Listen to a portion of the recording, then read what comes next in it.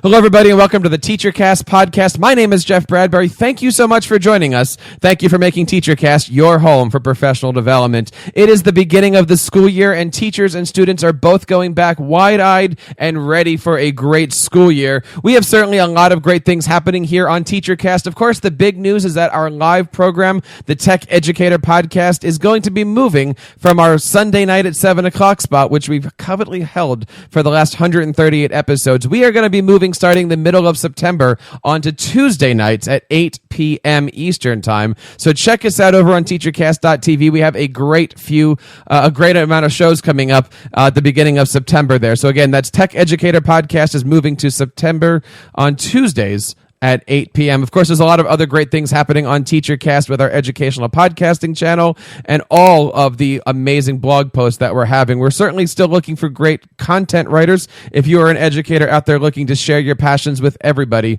check us out over on TeacherCast. Today, we're going to be talking a little bit about digital technology and how your students can survive the transition from being amazing little boys and girls to technologically advanced graduates. Today, my guest is Dr. Corinne Hyde. She is she works at the USC Rossier School of Education, and today we're going to be talking a lot about digital literacy and how your students can not only play safe but be active in the digital community. I want to welcome in Dr. Hyde today. Corinne, welcome to the show. Welcome to TeacherCast. Thank you. Thank you so much for having me. Thank you so much for being here. I love this topic, and we're certainly going to be talking about things like digital literacy, social media, ways to keep our kids safe. But I want to start to ask you, why are we talking about this topic today? Why is it so important that as the school year starts, we are focusing on digital literacy? Well, I would say it's really critical because, as I'm sure everybody is aware, you have technology integrated more and more and more into every aspect of our daily lives. Even 10 years ago, we didn't have smartphones everywhere with us all the time. We weren't constantly accessing social media. And so the landscape in terms of technology in general just looks completely different than it did even a very short time ago. And so students are now growing up in this completely different technological environment, and we need to know how to address that. We want to be able to address our students as whole people, and so that includes this technological element. Regardless of whether you're a big tech fan or not, we have to know how to address that in the classroom, how to make sure we are growing global citizens that are digitally literate. And so if we're going to do that, we have to talk about digital literacy.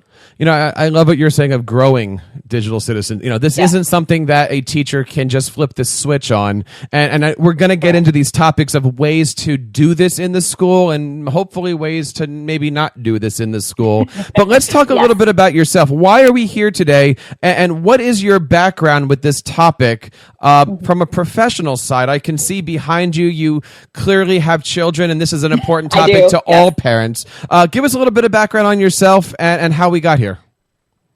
So I am currently an associate professor of clinical education at the Rossier School of Education at USC in Los Angeles, but I actually live in Louisiana. I'm a distance educator. So by necessity, I have to be very involved with educational technology on a daily basis. I've been teaching at a distance for the last 7 years, and that has brought with it just a wealth of experience in terms of educational technology, because I've had to find ways to really connect with students globally. We enroll students in our master's and doctoral programs all over the world. So I might be running a class session live over webcam, just like we're talking here right now, but I'm talking to students in Dubai and students in Berlin and students in Michigan and students in Hawaii and all over the place at the same time. And somehow we have to make a connected community of learners all at the same time. When we're looking at this, what skills are you suggesting people have? Well, probably the first big question I get when people find out what I do is, well, isn't this depersonalizing education? Isn't this just, or isn't it doing the teacher's job or whatever it is? And I try to always emphasize to people that technology whatever you are referring to, whether it's iPads or desktops or what have you, it's just a tool.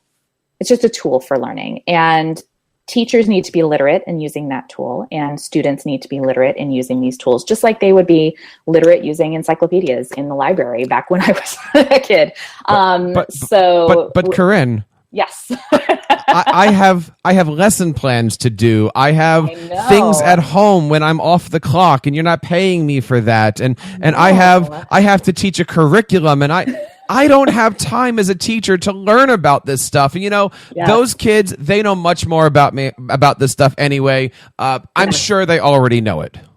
Yes, and I once was a classroom teacher not that long ago. I was a classroom teacher in LA Unified School District, and I had those pacing plans coming out to me, and they said, you're going to do this on this day and this on that day. And I completely understand that sentiment of when are you going to fit this in? And what I have found both as a K-12 classroom teacher and now as a professor is that if you can actually get your hands dirty with the technology, if you can do some experimentation, be willing to step out on the ledge a little bit, that not only are you going to get very robust educational experiences, but your students are likely to become more engaged and motivated in what you're doing, which is a big time saver for you because you're not spending all of your time trying to pull them into whatever it is. You have an automatic in for a lot of students just by using technology.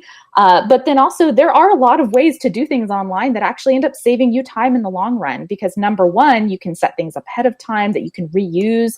You can have students engaged in ways that are more robust learning experiences for you, but require less hands-on time, or more robust learning experiences for them, but less hands-on time for you.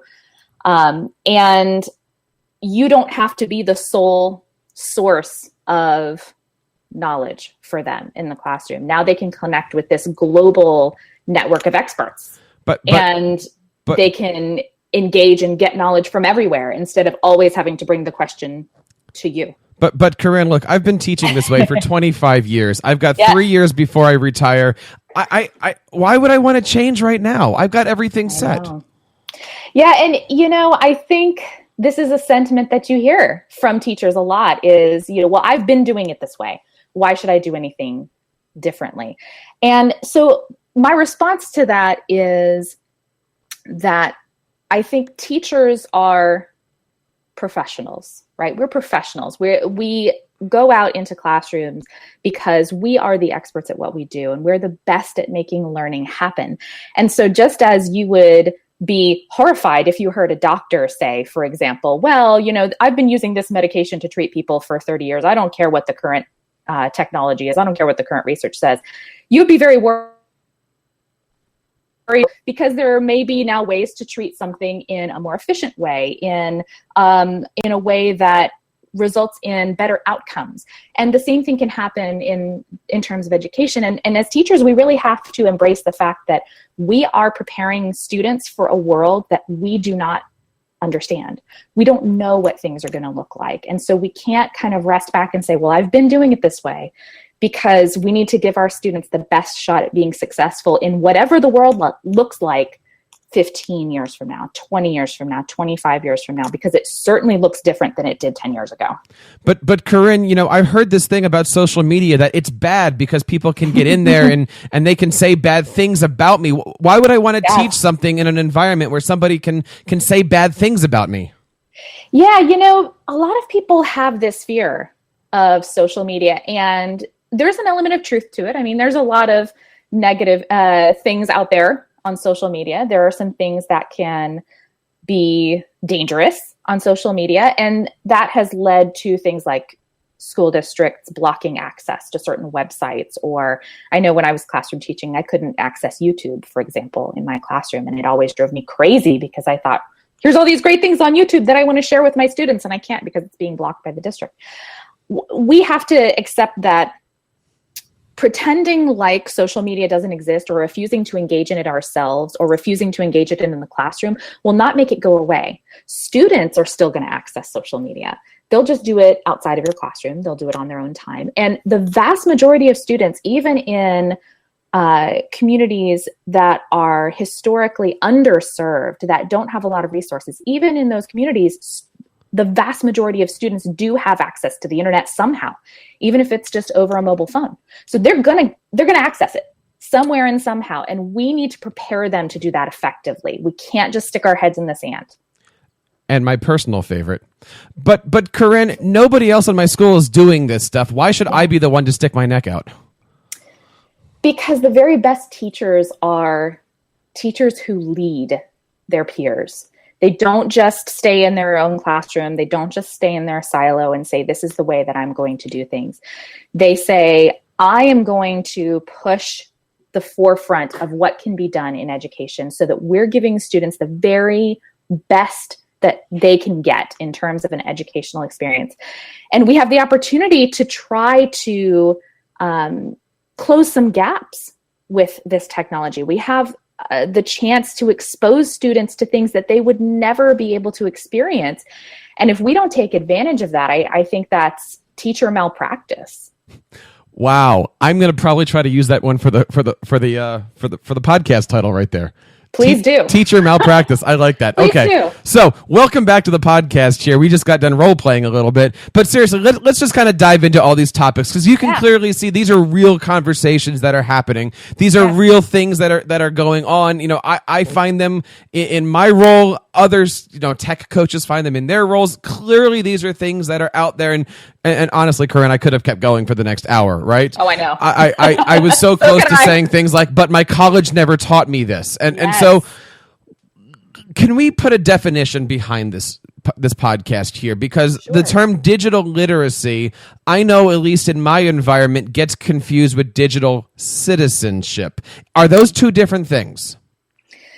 Yeah, so when we talk about digital literacy, what we're really talking about is the skills, the behaviors, the abilities to be able to use a wide variety of different types of digital devices effectively. And when we're talking about digital devices, though, we're talking specifically about things that are connected to the larger world. We're not just talking about you can play effectively with a Nintendo DS, right? Because that's not digital literacy. We're talking about being connected to the internet. We're talking about being connected to the global network of knowledge. That is what we really mean by digital literacy.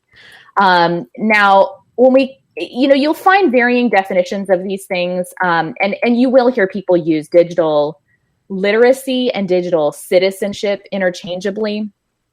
When you talk about digital citizenship, I see it more as your ability to be a steward of the world, to be connected to and moving forward in a progressive way with what's going on in the world, and not just talking about, well, how do you use the technology, but really, what are you using the technology for? Yeah. I think that's really a significant difference between when we're talking about just being digitally literate versus being a digital citizen. And you get that, right? You have in any community, but let's take a school district. You have the early adopters who are those who are out there. You heard the term connected educator or first, all those. I try this, I have that. Maybe because they're on social media, they have a connection to that company. They've met them, they've had a communication with them, or maybe they've heard a blog post say top 10 ways to use, and they're picking through their tools. Then you have this middle group of people that are the second wave, right? Like, I know my fifth grade teacher over there is trying this thing. Let me see what it is. Yes. And those are the teachers that come to me and they're like, I don't know anything about it, but can you share this with me? Or I want to do this particular skill with this tool. Is it the right one? And I love those middle people because they're trying to be progressive in their classroom, trying to work with their students, but they're also at the same time, they're taking that chance. They're reaching out to tech coaches like myself and to others and saying, I want to learn. I'm just not sure how. Then you have the third wave, which is, no, you'll never get me to do this. I'm not a technology person like you are. Yes. One philosophy as a tech coach is you say, we focus on those who want and need and let everybody else catch up. I don't have that philosophy because no matter what, each of those groups of teachers has students in front of them. Yes. And you have to say, all right, where is this? I worked with a teacher last year who basically was against everything I was trying until finally one day we had a conversation and this person looks at me and you saw the wall break and it was, I don't know how to share a Google Doc with anybody. And it was an amazing moment because finally we were able to connect on what that platform was and we became BFFs for the rest of the year and beyond. How can we get all teachers involved in digital literacy? Because this is not about the teachers. This is about all the students. So I think that there's two big issues here. One is that, yes, we do need to get all teachers interested in digital literacy. We want them to all be motivated to do this. But I don't actually think that it should be a choice. I think that it's, much in the same way that we would say, well, if you're an elementary school teacher, you can't just decide you don't like teaching math and so you don't teach math. I think we have to treat technology integration the same way. It's not that you have to have every single lesson that you do be high tech and get rid of all of the more traditional lessons that you've been doing, but that every teacher needs to be well-versed in how to become digitally literate. So I think we need to come at getting teachers involved from two different angles. So one, from the angle that it is a necessity. This isn't an optional thing. It is now in state standards. It is a part of the careers that students are going to engage in. It is a part of just the world in general now, is being digitally literate. And then also from the perspective that this can make your teaching more fun for you. It can make it more engaging for your students. It can make it more impactful in a shorter period of time.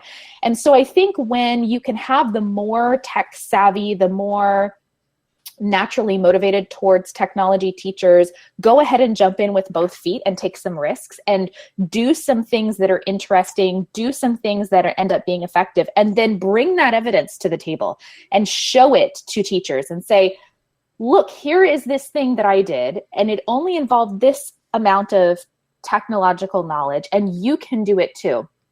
I think that's a great way to get them engaged. I think also a really great way to get teachers engaged like this, who are very reluctant, is to say, let's find the thing that you enjoy teaching the most. Let's find your lesson that you really love to teach. Let's take that lesson and just find a little way that we can tweak it. Let's just add a little element to it. Maybe it's that they take the lesson and now the students take their final products and they put it out online somehow. Maybe they take something that used to be a presentation, a live presentation in the classroom, and maybe they put it on YouTube. Maybe that's a first step.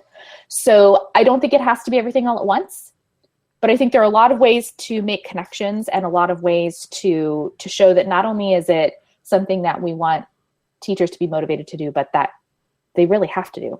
You know, I find when working with teachers of all grade levels, one of the biggest fears that they have is not knowing as much as the students. And so I don't want to expose myself to my students as being someone inferior or weak or less knowledgeable. How can we get teachers beyond that and just say, look, sometimes, and we use this phrase, right? Like the smartest person is the room. But if we're in a room full of 14-year-olds, it's okay that those kids have the skills. Let them help you. Let them teach you. Let them show you how to make your lessons better. That doesn't mean that you're a bad teacher. That just means that you're accepting that there are things out there that you want to learn, and maybe it is a 14-year-old who knows how to Snapchat or tweet or Facebook or YouTube. How can we get teachers to kind of let their guard down and accept that we're all here to learn from each other?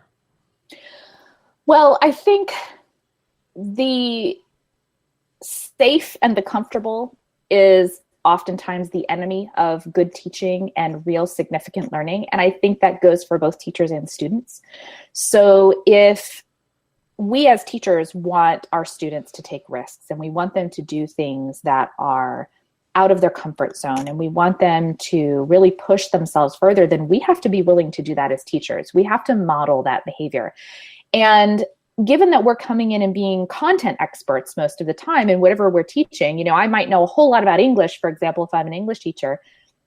This is an opportunity for me to model to my students how to be a lifelong learner. This is an opportunity for me to model that not knowing how to do one thing doesn't mean that you are an ignorant person in general. It's not anything to be embarrassed of. And we can show them how to actually go about taking on new skills over the course of your lifetime. So I think it also goes back to your general teaching philosophy. If you're the kind of teacher who likes to stand in front of the room and have control all the time, and you're afraid of that, afraid of letting go of that control, then it's going to be harder for you. But really, the research shows us very clearly, and experience, I think, for a lot of us shows us very clearly that students learn better. And teaching is a more engaging and rewarding experience when you can have a community of learners working together instead of having this old sage on the stage model of the teacher in the front of the room reading out their PowerPoint slides or just talking at the students and the students all taking notes. I think we can really, and maybe we need to do a better job of this at all levels. We can really show teachers that this pursuit of digital literacy among ourselves and among our students is something that adds value, not just to the students' experience, but to our experience as educators. It makes our jobs better. It makes our jobs more engaging. It makes what we do more effective. Just curious, when we're looking at digital citizenship and digital literacy, I'll keep it at that too, and we're saying, why aren't schools moving forward in these directions? Do you think it's out of ignorance, or do you think it's out of fear, or a combination? I think it's both. I really think it's both, because I think that you have the side of things that is fear related, where instructors and administrators are afraid of what will students access if we give them access to the internet? What will they do? We'll lose control of the classroom if we allow them to have their devices with them, or whatever it is. But I think that fear really stems from ignorance, because it's this approach to technology of we don't fully understand it, or all we know are the horror stories, and so we'll just say that students can't have access to it all, or we won't, teachers won't be using it at all because we're worried about what could happen. So I think the fear and the ignorance really go hand in hand.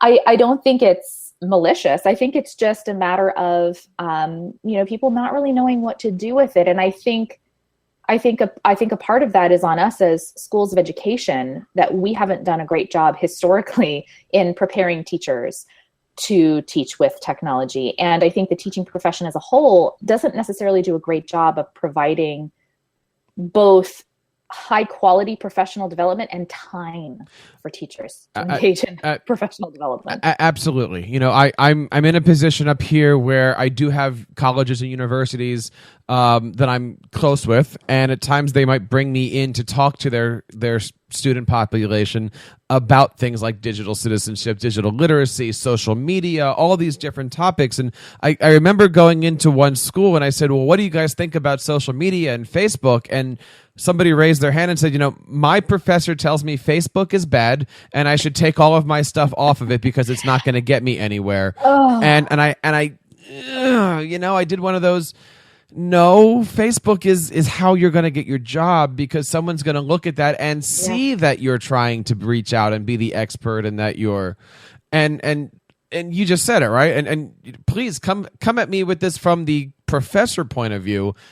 Should we be teaching students, especially the pre-educator students, about social media? Should we be teaching them about this stuff? I personally believe that I don't think colleges prepare teachers how to, the concept of a resume is a piece of paper to most of these kids. My concept of a resume is your digital portfolio, which is your Twitter, your Facebook, your YouTube, your blogs, your blah, blah, blah, blah, all those that is your resume, much more than a two sheet of paper, right?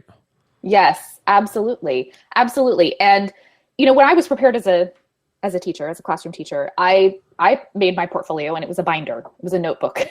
And when I went to interview for jobs, I walked in and I put it on the desk and they just kind of looked at it like, what am I supposed to do with this? And it really didn't do anything for me. And I didn't really learn in my undergraduate teacher education program how to implement this. I learned some of the very basic stuff. At that time, it was Netscape. You're building stuff on Netscape. But I think now we're seeing that some schools of education are doing a stellar job.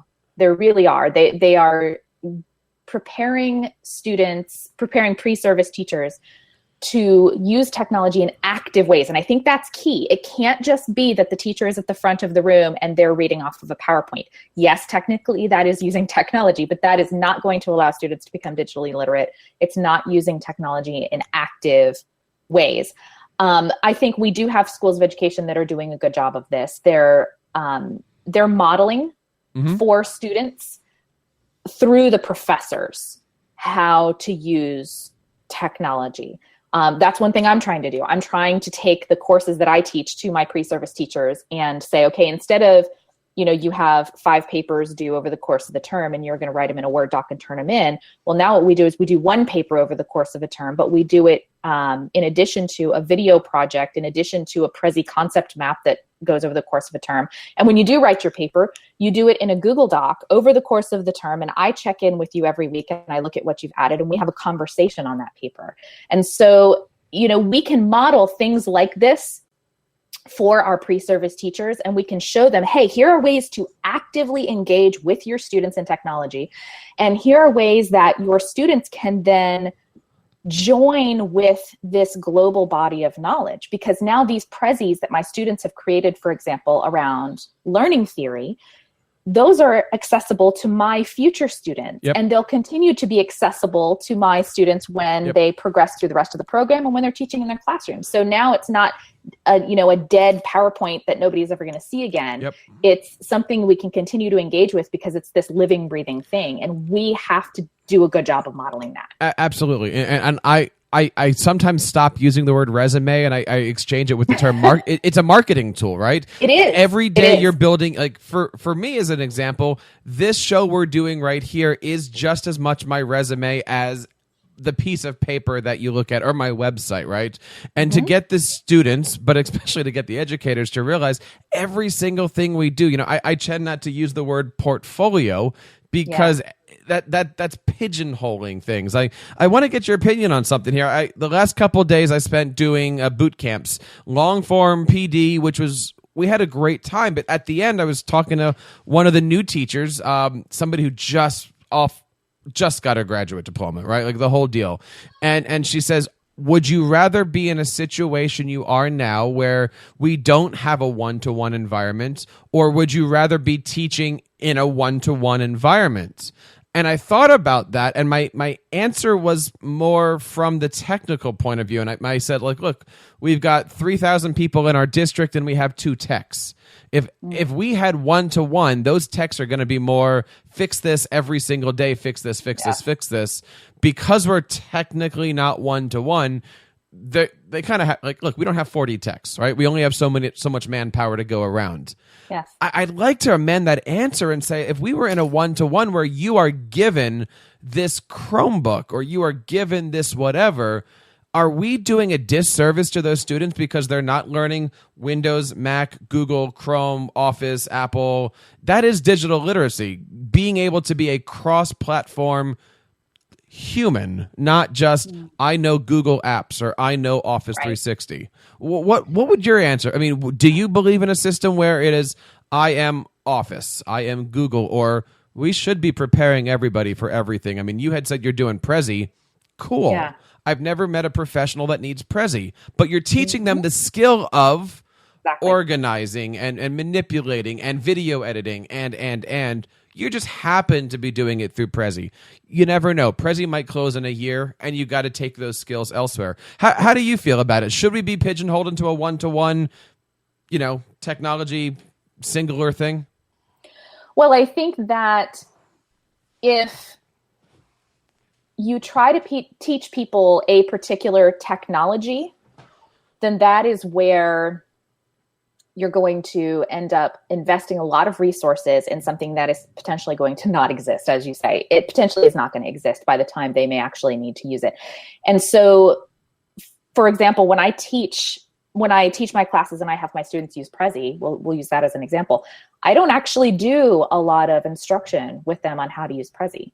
I say, here's some resources that you can engage with to learn how to use Prezi yourself, because I want them to not only learn Prezi just for our class, but I want them to learn to use new technologies. I want them to learn to learn. And so I think there's this misconception among people who are not very tech savvy or who are not very digitally literate, that there are groups of people who just know everything related to the technology, and they know everything about Prezi, and if you don't know what they know, then you can't do it. When in reality, and I think you'll find this backed up by most people who work in any kind of tech situation, is that a good percentage of what you do when you are troubleshooting or you're figuring out how to do something new is you're Googling it. Yep. Even if you're the tech professional, yes. You're Googling it. Yep. So, and so when my students come to me and they'll ask me a question about Prezi, maybe 40% of the time, I have no idea what the answer is to their question. I go find out the answer myself. I Google it, and then I share with them where I found the information. And I say, I went onto the Prezi website and I went to this and I looked at that and here's what I found. And I'm hoping to try to break down that idea that we have to become an expert in the particular tool or in the particular technology, as opposed to having this open approach to technology where you can just experiment. You can try, you can Google it, and you can see what happens. I couldn't agree with you more. Even with every time I walk into a classroom with kids or I do PD training with teachers, there's always two things I kind of subtly force upon the room, which is, number one, know your keyboard shortcuts because you speed up. Yes. And generally I find that sometimes I'll just stop what I'm doing and I'll say, okay, Command Z is, Command C is, and we will just, and you realize that the kids are picking this stuff up. The teachers want to write down that information. And I'm like, no, don't, just say it with me. Pretend that we're 2 years old. And the other thing I always throw in there is Google search or Bing search or whatever. The idea that you can go into an Omnibox and type in weather, Louisiana, and there it is. You don't have to, right? Or maps, or to, from, to the to, just simple things like to and from when doing your Gmail search. All of that stuff just kind of comes into this. And that's where I think teachers, rightfully so, their head just explodes. I try to come at this and go, look, I'm not, I'm giving this to you in small bits. I'm saying, a clean inbox is a happy inbox. And I love it when I walk down the hallways and I see teachers saying that phrase to your kids. Like, I'm trying to teach your students through you. And so, we do like a clean inbox is a happy inbox, or my other favorite is, oh, did you know that Google's a search company? Because every time that people say, well, where's that button for? I say, well, did you know that Google does search really well? And then they get frustrated, and I have a little search PowerPoint thing that I have made up. But yeah, I want to hit one more topic with you. And by the way, thank you so much. Today we're talking to Dr. Corinne Hyde from USC Rossier School of Education in California. Is that right? Yes, it's in Los Angeles. In Los Angeles. And before I let her go, and by the way, you're coming back on the show later. We're just going to call that we're having so much of a good time here. Sounds like a plan. Let's definitely do this again, because I don't want to make a 3-hour show here yet. The elephant in the room for every educator. We talked about it a little bit, but social media, right? Yes, I look at Twitter as one of those, if I need something, Twitter is my encyclopedia, it's my library, it's my you name it.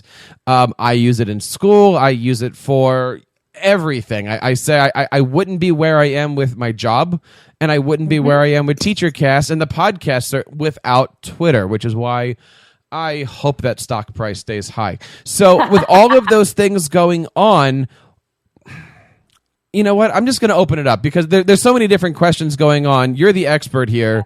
Educators, social media. Students, social media. Boundaries, guidelines. I don't know where I'm going with this, but give me some opinions and some advice on this. Well, so I would say, first off, I try to end every time I teach a class with my pre-service teachers with some advice to them about going forward into this profession of teaching, which is just challenging and rapidly changing. And the number one piece of advice that I always give them is that they need to build a professional learning network. They need to build a personal learning network. And what that means for them really is being engaged with social media, because as much as we would all love to work in a school where our room partner, our best friend, and they're philosophically aligned with our teaching approach, and there's somebody who can challenge us and push us forward every day and have all the information we need, that's not reality, right? I mean, you might get lucky and have good connections with the people around you, but you might not. And they're still, even if they're the greatest ally in the world, they're only going to present you with one very small perspective on teaching and learning. If we want to be really robust 21st century educators, we have to build a personal learning network that expands outside of our classroom, outside of our floor, outside of our school, outside of our district. And we have to find the people that challenge us, that support us, make connections to things that we've never seen before. And the only way to do that really effectively is with social media. And so that means that we have to, as educators, become literate with social media. And you become literate with social media by using it. So you need to get on Twitter. You need to get on Facebook or Instagram or whatever it is. You need to connect with other people who are at the cutting edge of your profession around the world. And you do that through social media. And when we want students to be able to use social media effectively, we can't teach them to do that unless we are experienced with social media ourselves. So we need to be able to explicitly teach them about it. Yes, they may understand more about hashtags than you do, but that does not mean that they understand more about creating a digital identity and what that means, and whether it should be the same or different than the identity that they present to their friends when they're hanging out with their friends, or to their parents or whoever. We have a lot of knowledge about inhabiting these different roles as adults. We've all done it, right? We understand, okay, well, you are presenting a certain face to people when you're just sitting in your living room hanging out, and you're presenting a different face to people when you are teaching a class and when you are with your children or whatever it is. You present these different sides of yourself. And we understand as adults, most of us, we understand which of those sides are appropriate to present in which different situations. And young people don't know that naturally. They have to learn it. Now, I consider myself very fortunate that I was able to learn that before the internet and social media was a big thing, because now all of my mistakes are not preserved online for everyone to access forever. But for our young people right now, if they make a mistake on social media in that respect, that can follow them forever. And so we really do have to explicitly teach, okay, think about who can access this content. If it's on Twitter, it's likely public. And if you go to apply for a job in 10 years, whatever you put on there could pop up. So let's think about what you put on Twitter and how that might represent your public identity to the world. We need to be teaching students about building their own personal brand from the time that they're in middle school and they can first get online. You know, there's so many different topics that we can do. And even in that little bit that you just gave me, I'm thinking of 3 or 4 different shows. Yes. We could talk about this for like days. Yeah, no, because I'm working on a whole branding workshop and series, and I'm looking at student branding at this point from a marketing point of view. You know, I look at all of this stuff, and we can call it educational, but I just find the more that I talk about these things, it really is marketing. You know, I've been to interviews where when the person says, "Tell me about yourself," I just sat there, and the other people at that table that were interviewing me spoke up and gave my own bio. Yeah. Because they had listened to the podcast, or they had followed me, or they, and you know, you get into a position where it clicks, and you go, well, why didn't we do this earlier? Why didn't we know about this? Now, look, there's obviously a deep, dark side to branding and to social media, and you know, we can do that show too, please. But there's there's so much in there that. What do you think? Do the positives outweigh the negatives? Are people like you and I just we know not to get into the negatives, or have the negatives not caught up to us yet? So I think the question, honestly, about whether the positives outweigh the negatives is almost irrelevant, because it just is. We can talk to students all day long about, if we decide that the negatives outweigh the positives, we can tell them, well, just don't go on social media. But that's the abstinence only approach to social media is not going to work. You have to teach students how to effectively use social media, because it is not going anywhere. So I personally, though, do think that the positives far outweigh the negatives. I think that if we teach students to use these things effectively and to be very careful about what they add to their public identity, and then there's an opportunity for them to make these really incredible connections, to have experiences that they would never have had an opportunity to engage in without social media. But that involves us becoming literate as well. Obviously. Of course. Corinne, thank you for coming on. But before I let you go, I want to do something that I rarely do on this particular show that I do, that the TeacherCast podcast. I usually reserve this for another one of my shows, but I have a little challenge for my guests, and it's a series of 5 questions that I call the Jersey 5, things to get you thinking. Would you be interested in taking the challenge today? Yeah, let's do it. All right, 5 questions. Each of them get a little bit harder. And, if you start to sweat a little bit, I understand. Many people have failed this one. Your favorite Twitter account to follow or hashtag to follow, and why? Okay, my favorite hashtag to follow, I guess I'm going to be nerdy here, is just EdTech, because this is my field. I love to see what's happening, and there's always good resources being posted about what people are doing that's cutting edge. So that's always the first thing that I search when I go on Twitter. Favorite educational tool to use, to teach from, to talk about, somewhere in that umbrella? So I would say that would be Adobe Connect.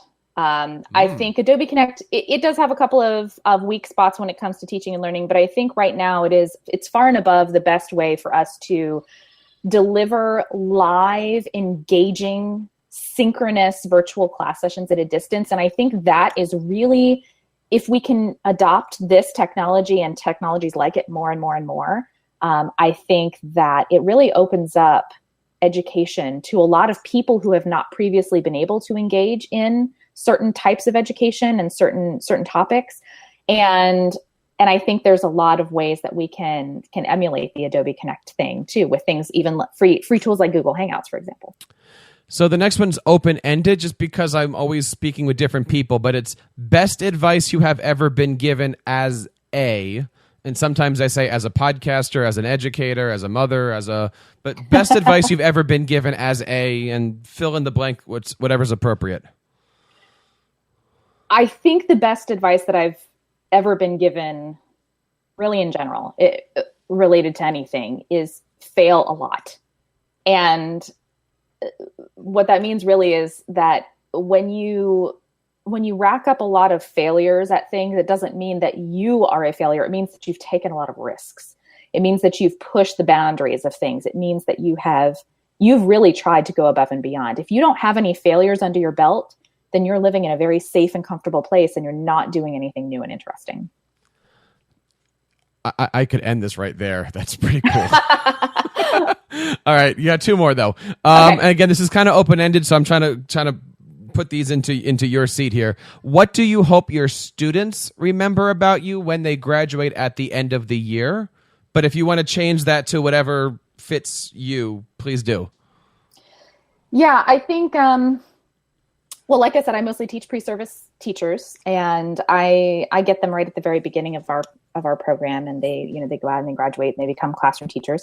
And so I think the number one thing that I would want them to remember about me is that I really do care for them, and I want them to come back and rely on me for support, even if it's 20 years from now in their teaching career, that they should, I mean, who knows how they will contact me at that point, probably a hologram in my living room, right? But that they should reach out and they should contact me and let me continue to support them and keep this professor-student relationship strong, because I don't think it has to end when you leave the classroom. And finally here, and this is the hard one, what is the best teachable moment you've ever had? Gosh, that is really hard. The best teachable moment I've ever had. Let's see. Wow, the best teachable moment I've ever had. I would say probably for me, the best teachable moment for me was when I first became a teacher. I went in to teach in a high needs school in near East LA, and I definitely went in with kind of a savior mentality. Like I was going to come in and I was going to save these kids, right? And I learned very quickly that was a whole lot of white privilege talking, and that these students, they didn't need me to come in and save them. They had brilliant educators there working with them all the time. And I was, for the first time, in an environment where I was, where most of the people around me didn't look like me. And I think it ended up being an incredible teachable moment for me over the course of my whole teaching career there, because I had to learn to just be quiet and to listen and to accept that I'm not the one coming in with all the answers all the time. And so I think that has helped me with my students as well, to try to just be quiet and listen sometimes and not be the one with all the answers.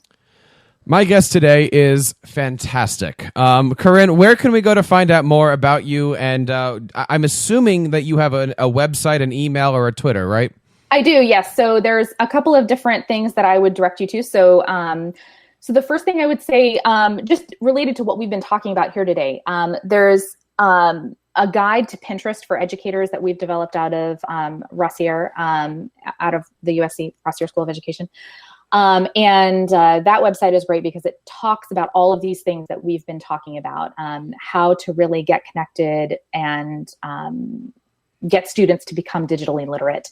And so I think that's an excellent resource. I would strongly encourage everybody to check that out. My personal website is edspiration.net, EDSPIRATION.net. You can check me out there. And on Twitter, I'm at Dr. Corinne Hyde, Dr. Corinne Hyde at twitter.com. Getting back to the Pinterest for educators, I do want to say to everybody, it's a fantastic guide. We put everything from TeacherCast out onto Pinterest, but I don't do Pinterest. I don't know much about it. And searching through here, it really taught me a lot about Pinterest and how to use it and where to go. Bring that back one more time here, Corinne. What can we find into this? It's called the Guide to Pinterest for Educators. Yeah, so, Pinterest has 500,000 different pins related to education. And so if you're an educator, that can be very overwhelming when you go on Pinterest to try to find these resources. And so what this guide does is it breaks it down for you into a handbook that tells you, it's literally broken up into here's how to get your students to collaborate. Here's how to stay organized. Here's how to make sure that students are safe on the internet. It breaks it down into all of these different categories, and then you can access these different categories and figure out the best ways to actually use technology to help your students become digitally literate. It's fantastic. It really is worth some, carve out an hour and check this thing out. Pinterest is one of those amazing little social media networks that you do get lost in all the pictures. You do get lost in finding things. Much like people can say, I don't get Twitter. It just moves. And then you have to learn how to speak the language of Twitter. And Facebook, you have to kind of learn a little bit about Pinterest. But, if you want to learn about STEM education, there's no better place to go for these little STEM games than Pinterest. It's visual, it's there, it's searchable, it's fantastic. Check it out, the Guide to Pinterest for Educators. We will certainly have the links in our show notes over on teachercast.net, and we can certainly go through that. One more time, Corinne, your website is? My website is edspiration.net. EDSPIRATION.net. And we can find you on Twitter at? Dr. Corinne Hyde, Dr. Corinne Hyde. Excellent. Corinne, thank you so much. I hope this isn't the last time we speak to each other. And please, this is an open door policy we have here on TeacherCast. Please invite yourself on anytime. Absolutely. I'm looking forward to it. This was great. Thank you so much. And thank you out there for making TeacherCast your home for professional development. There's a lot of great things happening here as we start the school year. We're going to be doing some amazing contact work both in the Microsoft and the Google environments. We've got some stuff talking about HyperDocs coming up and the new Google Classroom features.